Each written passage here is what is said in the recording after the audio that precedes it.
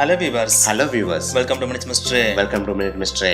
Technology வளர்ச்சியடைந்த இந்த காலகட்டமா இருந்தாலும் சரி, இல்ல மன்னர்கள் ஆண்ட அந்த காலகட்டமா இருந்தாலும் சரி, டாக்ஸே இல்லாத நாடு இருக்குமான்னு கேட்டா அது கொஞ்சம் டவுட் தான். ஆனா அந்த டாக்ஸ் நல்ல டாக்ஸா இருந்தா ஒன்னும் தெரியாது.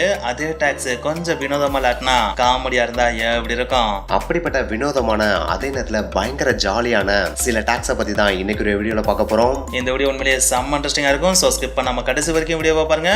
வாங்க வீடியோக்குள்ள போலாம். இப்பெல்லாம் பாத்தீங்கன்னா யூரின் அடிக்கிறதுக்கு தான் காசு கொடுத்து போறோம். ஆனா ஒரு காலகட்டத்துல யூரின் அடிக்கிறவங்க கிடையாது, யூரினை வாங்குறவங்க தான் டாக்ஸ் பே பண்ணி வாங்கிட்டு போயிருக்காங்க. என்னடா சொல்ற, யூரின் எதுக்குடா வாங்கிட்டு போறாங்க, அதுவும் அதை எதுக்குடா காசு கொடுத்து வாங்கிட்டு போறாங்க அப்படின்னு நீங்க ஆக்வர்டா பார்க்கலாம். ஆனா கெமிக்கலே கண்டுபிடிக்காத அந்த ஒரு காலகட்டத்துல, அதாவது கிபி 1ஆம் நூற்றாண்டு காலகட்டத்துல, குறிப்பிட்டு சொல்லணும்னா ரோமன் எம்பரர் வெஸ்பேசியன் வாழ்ந்த காலகட்டத்துல துணிகளை துவைக்கிறதுக்கும் தோல் பதனிடுறதுக்கும் அம்மோனியம் அளவுக்கு அதிகமா தேவைப்படும் இல்லையா, அது யூரின்ல தான் அளவுக்கு அதிகமா கிடைச்சிருக்கு. அதனாலதான் எவ்வளவு பே பண்ணி வேணாலும் இந்த தொழிலை பண்றவங்க யூரினை வாங்கிட்டு போறதுக்கு ரெடியா இருந்தாங்க. அதுக்காக தான் இந்த யூரின் டாக்ஸையே ரோமன்ஸ் போட்டிருக்காங்க. கேட்கறதுக்கு வித்தியாசமா இருந்தாலும் இதுதான் உண்மையும் கூட. இன்னைக்கு வீடியோலயே பயங்கர காமெடியான ஒரு டாக்ஸ் அப்படின்னா அது இந்த டாக்ஸ் அப்படின்னு தான் சொல்லியானோ. அதுவும் இந்த டாக்ஸ் மனுஷனுக்கு போடப்பட்ட டாக்ஸ் கிடையாது, மாட்டுக்கு போடப்பட்ட டாக்ஸ். மாட்டுக்கு என்னடா டாக்ஸ் போட்டாங்க அப்படின்னு பாத்தீங்கன்னா, மாடு போடுற அந்த ஒரு பாமுக்கு தான் டாக்ஸே போட்டிருக்காங்க. அதாவது பர்ப் இருக்கு பாத்தீங்களா, அந்த பர்ப்பை மாடு போட்டுச்சுன்னா அதுக்கு டாக்ஸ் கட்டியானுமா. என்னடா இது பயங்கர வினோதமா இருக்கு, எந்த நாடு அப்படிலாம் போட்டாங்க அப்படின்னு கேட்டீங்கன்னா, எஸ்டோனியா அப்படின்ற ஒரு நாடு தான் இந்த ஒரு வினோதமான டாக்ஸை போட்டிருக்காங்க. ஆனா இந்த ஒரு டாக்ஸை போட்டதுக்கு பின்னாடியும் ஒரு பயங்கரமான ரீசன் இருக்கு. அதாவது ஒரு மாடு புல்ல சாப்பிட்டுட்டு ஒரு நாளைக்கு ஆவரேஜா போடுற கேஸ் இருக்கு பாத்தீங்களா, அந்த கேஸ்ல மட்டும் கிட்டத்தட்ட 350 litre of methane and 1500 litre of carbon dioxide இருக்கான். சோ இவ்வளவு carbon dioxide and methane இருந்தாலே அது கண்டிப்பா ஓசோன்ல ஏதாச்சும் ஒரு இம்பாக்ட் கிரியேட் பண்ணும் இல்லையா.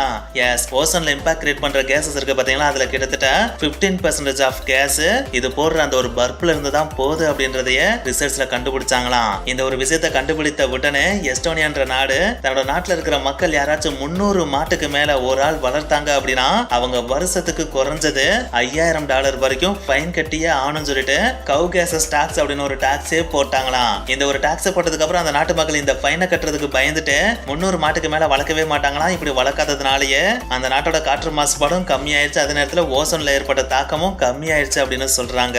சோ கேட்கறதுக்கு செம காமெடியான ஒரு டாக்ஸ் மாதிரி இருந்தாலும் இந்த ஒரு டாக்ஸும் ஓரளவுக்கு வேல்யூபிளான ஒரு டாக்ஸ் அப்படின்னு தான் சொல்லியானோம். ஏன்சியன்ட் எகிப்துனாலே நமக்கு பயங்கர அமேசிங்கான விஷயங்கள் தான் ஞாபகத்துக்கு வரும். ஆனா அப்படிப்பட்ட ஏன்சியன்ட் எகிப்து காலத்துலயும் சில காமெடியான விஷயங்கள் நடந்திருக்கு. இத காமெடியான விஷயங்கள்னு சொல்றதை விட பயங்கர போங்கான விஷயங்கள்னே சொல்லலாம். அதாவது அந்த காலகட்டத்துல எகிப்து ஆண்ட பாரோஸ் இருக்காங்க பாத்தீங்களா, அவங்க ஒரு ஆயில தயாரிப்பாங்களாம். அந்த ஆயில மட்டும் தான் மக்கள் வாங்கி கண்டிப்பா சமைக்கவே செய்யணுமா. அதுவும் ஒவ்வொரு தடவை அந்த ஆயில வாங்க வரப்ப மக்கள் காசு கொடுத்து வாங்கணுமா, அதுக்கு மேல அந்த ஆயிலுக்கு டாக்ஸும் கட்டணுமா. இதுக்கெல்லாம் மேல அப்படி வாங்கிட்டு போற ஆயில வச்சு ஒரே ஒரு தடவை மட்டும் தான் சமைக்கணுமா, அதுக்கு மேல சமைச்சா அது பனிஷபிள் குற்றமாவே கருதப்படுமா. என்னடா இது, ஒரு தடவைக்கு மேல அந்த ஆயில யூஸ் பண்ணக்கூடாதுன்னா அந்த ஆயிலோட கெப்பாசிட்டி அவ்வளவுதானா அப்படின்னு நீங்க கேட்கலாம். ஆனா இந்த ஒரு விஷயத்துக்கு பின்னாடி தான் ஒரு பயங்கரமான மாஸ்டர் மைண்டே இருக்கு. ஏன்னா ஒரு தடவைக்கு மேல அந்த எண்ணெய் யூஸ் பண்ணக்கூடாதுன்னா அடுத்த தடவை சமைக்கிறப்ப புதுசா ஆயில் வாங்கி தானே ஆகணும். சோ மறுபடியும் வாங்குறப்ப காசு கொடுத்து தான் வாங்கி ஆகணும், அதுக்கு மேல ஒவ்வொரு தடவையும் டாக்ஸ் கட்டி தான் ஆகணும். சோ இந்த ஒரு டாக்ஸை வச்சே அந்த காலகட்டத்துல எகிப்து அரசு பயங்கரமா கல்லா கடிச்சுனே சொல்லலாம். ஆண்கள் தன் அழகா காமிக்கிறதுக்கு பல விஷயங்களை யூஸ் பண்ணாலும் அதுல முக்கியமான ஒரு விஷயம் அப்படின்னு பாத்தீங்கன்னா அது தன்னோட தாடி அப்படின்னு தான் சொல்லியானோ. ஒரு காலத்துல துறவிகள் ஞானிகள் தான் பயங்கர பெருசா தாடி வச்சிருந்தாங்க. ஆனா மாடர்னான இந்த காலகட்டத்துல பெருசா தாடி வச்சிருந்தாதான் ஃபேஷன் அப்படின்ற மாதிரியே மாறிடுச்சு. ஆனா நோட் பண்ணிக்கங்க, இப்ப இந்த வீடியோ பார்த்துட்டு இருக்கிற நீங்க பெருசா தாடி இல்லாட்டினா வித்தியாசமா தாடி வச்சிருந்தீங்க அப்படின்னா நீங்க 1672 அதாவது 1672 காலகட்டத்துல ரஷ்யால வாழ்ந்திருந்தீங்க அப்படின்னா உங்களுக்கு எக்கச்சக்கமா டாக்ஸை போட்டு தள்ளிருப்பாங்க அப்படின்னு தான் சொல்லியானோ. அது மட்டும் கிடையாது, அப்படி ஒரு தாடி வச்சு அதுக்கு டாக்ஸை போட்டுட்டாங்க அப்படின்னா அதுக்குன்னு எக்ஸ்க்ளூசிவா ஒரு டோக்கனும் கொடுத்துருவாங்களாம். அந்த டோக்கனை வச்சுக்கிட்டே தான் அந்த மனுஷன் தாடியோட ஊருப்பலாம் சுத்தணுமா. சப்போஸ் அரண்மனையில வேலை பார்க்குற யாராச்சும் வெரிஃபை பண்ண வர்றப்ப அந்த டோக்கனை தாடி வச்சிருக்கவர்கிட்ட இல்ல அப்படின்னா அவங்களை தூக்கி ஜெயில போடுறது கூட யோசிக்க மாட்டாங்கன்னா பாத்துக்காங்களேன். எதுக்கட சம்மந்தம் இல்லாம தாடி வைக்கிறதுக்குலாம் டாக்ஸ் போடணும் அப்படின்னு சொல்லிட்டு நீங்க யோசிக்கலாம். அதுக்கும் ரீசன் இருக்கு. ஏன்னா அந்த காலகட்டத்துல ரஷ்யாவோட கிங்கா இருந்த பீட்டர் த கிரேட் அப்படின்ற மனுஷன் யூரோப் கண்ட்ரிக்கு டூர் போறப்பதான் பாத்துருக்காப்ல, என்னடா இங்க இருக்கிற ஆம்பளைங்க எல்லாம் நல்லா பளபளன்னு மூஞ்சி வச்சிருக்காங்க, நம்ம ஊர்ல என்னடா கொசமுச தாடி வளர்த்துட்டு தர்றாங்கன்னு சொல்லிட்டு தான் நான் நாட்டுக்கு திரும்பி வந்த உடனே என்னோட நாட்டையும் நான் மாடர்னாக்க வேணாமா அப்படின்னு சொல்லிட்டு இனிமேல் ரஷ்யால இருக்கிற எந்த ஆம்பளையும் தாடி வளர்க்க கூடாது. சப்போஸ் தாடி வளர்த்தனா கவர்மெண்ட்டுக்கு கப்பம் கட்டுன்னு சொல்லிட்டு இந்த மாதிரி பியர்டு டாக்ஸ் அப்படின்ற ஒரு விஷயத்த இன்ட்ரோடியூஸ் பண்ணி விட்டாராம். கேட்கறப்பே வினோதமா இருக்குல்ல, இருந்தாலும் ஃபன்னா இருக்கா இல்லையா? அவ்வளவுதான் மேட்ரு. ஓகேவா? அடுத்து நம்ம பார்க்க போறது ஷேடோ டாக்ஸ். இந்த டாக்ஸை கேட்டோடனே பயங்கரமா வாயா பிளந்திருப்பீங்க. என்னடா நிழலுக்கெல்லாமா டாக்ஸ் போடுவாங்க அப்படின்னு கூட யோசிச்சிருப்பீங்க. எஸ், இது நிழலுக்காக போடப்பட்ட டாக்ஸ் தான். ஆனா மனிதர்கள் நடந்து போறப்ப அவங்க ஷேடோ கீழே விழுவும் பாத்தீங்களா, அதுக்காக போடப்பட்ட டாக்ஸ் கிடையாது. கடையோட ஷேடோ ரோட்ல விழக்கூடாதுன்னு போடப்பட்ட டாக்ஸ் தான் இந்த ஷேடோ டாக்ஸ். என்னடா இது பைத்தியக்காரத்தனமா இருக்கு, வெயில் அடிச்சா கடையோட ஷேடோ ரோட்ல விழத்தான செய்யும் அப்படின்னு நீங்க கேட்கலாம். ஆனா இதுக்கும் ஒரு ரீசன் இருக்கு. ஏன்னா இத்தாலியில இருக்க பெரும்பாலான கடைகள் தான் இடத்தளவுக்கு கடையை எடுத்ததோட மட்டும் இல்லாம ஸ்ட்ரீட்லயும் கொஞ்சம் எக்ஸ்டெண்ட் பண்ணி பொருளை போட்டு விற்க ஆரம்பிச்சிருக்காங்க. இது ஸ்ட்ரீட்ல போன வெஹிக்கிள்ஸ்க்கு மட்டும் இல்லாம நடந்து போன மக்களுக்கும் பயங்கரமான டிஸ்டர்பன்ஸ் கிரியேட் பண்ணிருக்கு. கவர்மெண்ட்டும் முடிஞ்ச அளவுக்கு இதை சொல்லி சொல்லி பார்த்திருக்காங்க. ஆனா யாருமே கேட்கிற மாதிரியே தெரியல.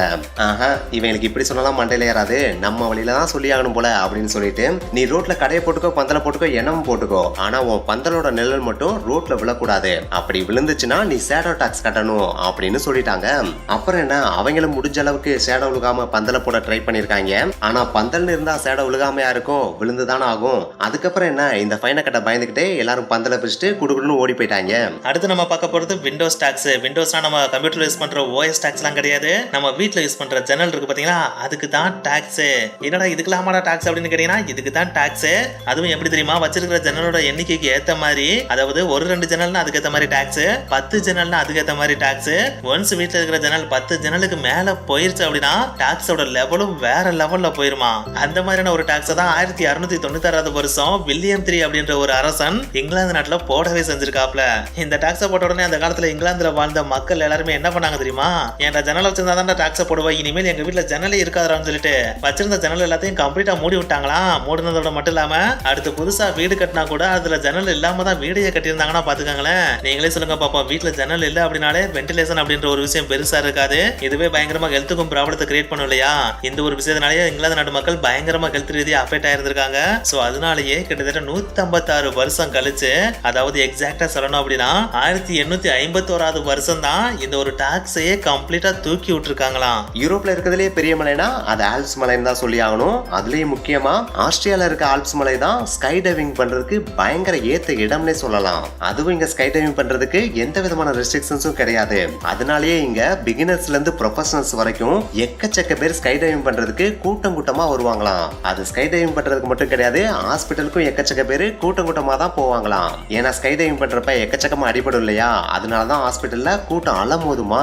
இதை பார்த்த கவர்மெண்ட் என்னடா ஹாஸ்பிட்டலுக்குலாம் கூட்டம் அலமோதுது, ஆனா நம்மளுக்கு ஒன்றும் பெருசா கல்லா கட்ட மாட்டேங்குது அப்படின்னு யோசிச்சு போட்டதுதான் இந்த பிளாஸ்டர் டாக்ஸ். இந்த டாக்ஸ் வேற எதுவும் கிடையாது, ஸ்கை டைவிங் பண்றவங்க கீழே விழுந்தாலும் சரி விழலாட்டையும் சரி கண்டிப்பா கட்டு போற டாக்ஸ் கட்டி தான் ஆகணும். அதுவும் ஆஸ்திரேலியா நாட்டுக்கு டூரிஸ்டா போறவங்க அந்த மலைக்கு போனாலும் சரி போகலாட்டையும் சரி அந்த நாட்டுக்கு உள்ள நுழையும் போதே இந்த டாக்ஸை வசூலிச்ச பிறகுதான் உள்ளே அனுப்புவாங்களாம். கேட்கிறப்பயே பயங்கர வினோதமா இருக்குல்ல.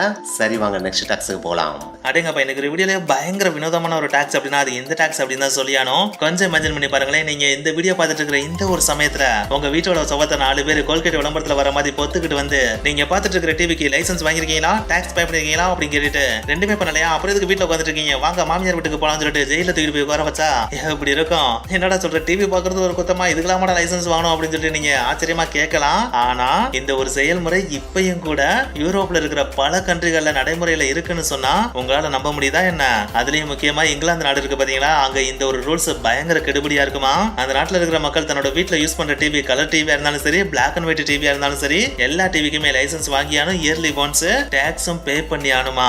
சப்போஸ் இந்த டெலிவிஷன் டாக்ஸை பே பண்ண தவறிட்டாங்க அப்படின்னா அது சட்டப்படி பயங்கரமான குற்றமா, அவங்களை தூக்கி ஜெயில போட கூட யோசிக்க மாட்டாங்களாம். இப்படிதான் ஒரு இன்சிடென்ட் 2012 வருஷமும் நடந்துச்சு. அந்த வருஷம் இங்கிலாந்துல மட்டும் கிட்டத்தட்ட 1,50,000 பேருக்கு மேல டெலிவிஷன் டாக்ஸ் பே பண்ணாம இருந்தாங்களா. அவங்க எல்லாருமே தூக்கிட்டு போய் ஜெயில அடைக்கவும் செஞ்சாங்களாம். இதுக்கெல்லாம் மேல கண் பார்வை இல்லாதவங்க அவங்க காதுல கேட்கறதுக்காக தன்னோட வீட்டுல டிவியை வாங்கி வச்சா கூட அதுக்கும் அந்த டெலிவிஷன் டாக்ஸ்ல half the amount of tax yearly once pay பண்ணி தான் ஆகணுமா. அடேங்கப்பா, இதெல்லாம் கேட்கறப்ப நம்ம நாட்டுல போற டாக்ஸ்லாம் ஒரு டாக்ஸா என்ன? இல்லவே இல்லையா? சரி வாங்க அடுத்த டாக்ஸுக்கு போலாம். ஓ மை காட், குண்டா இருக்கிறது ஒரு ப்ராப்ளமா என்ன?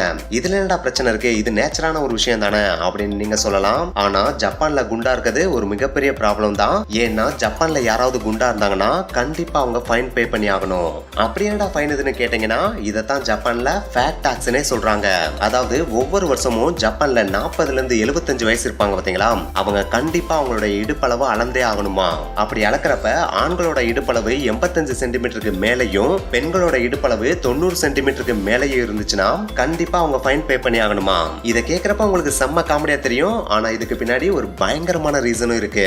ஏன்னா ஜப்பான் கவர்மெண்ட் அவங்களுடைய நாட்டுல சுகர் அண்ட் ஸ்ட்ரோக் அப்படின்ற 2 நோயுமே தன்னுடைய நாட்டுல இருந்து முழுவதும் அகற்ற ட்ரை பண்ணிட்டு இருக்காங்க.